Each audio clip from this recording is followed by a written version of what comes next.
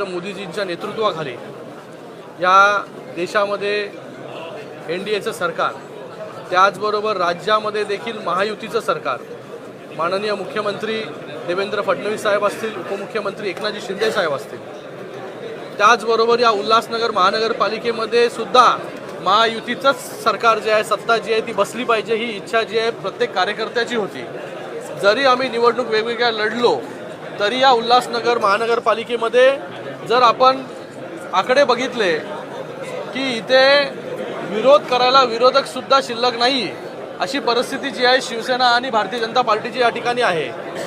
आज या ठिकाणी आनंद होतोय की आज माननीय मुख्य नेते उपमुख्यमंत्री एकनाथजी शिंदे साहेबांच्या नेतृत्वाखाली आणि त्याचबरोबर रवींद्र चव्हाण साहेबांच्या नेतृत्वाखाली या उल्हासनगर म्युनिसिपल कॉर्पोरेशनमध्ये महापौर पदासाठी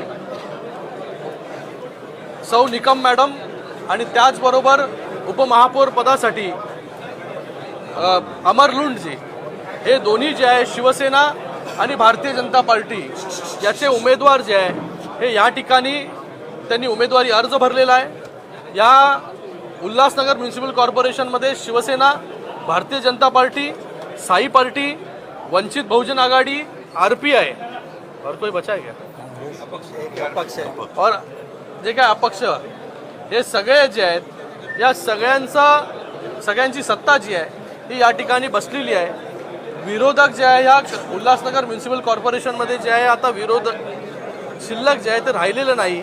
पूर्ण मॅन्डेट जे आहे हे या उल्हासनगर वासियांनी महायुतीला दिलेलं आहे। म्हणून आज महायुतीचे दोन्ही उमेदवारांनी या ठिकाणी उमेदवारी अर्ज दाखल केलेला आहे।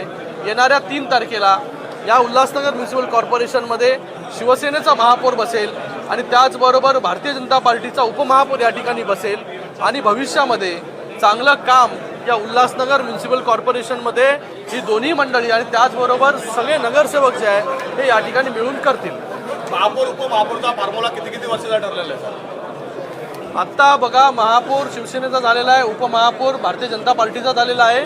वरिष्ठ नेते शिंदे साहेब असतील किंवा प्रदेश अध्यक्ष रवींद्र चव्हाण जे असतील, हे दोघं जे आहे हे किती वर्ष कोणाचा महापौर होईल, कुठल्या कमिटीज कोणाला मिळतील, या सगळ्या गोष्टी ज्या आहेत हे वरिष्ठ मंडळी त्या ठिकाणी ठरवतील।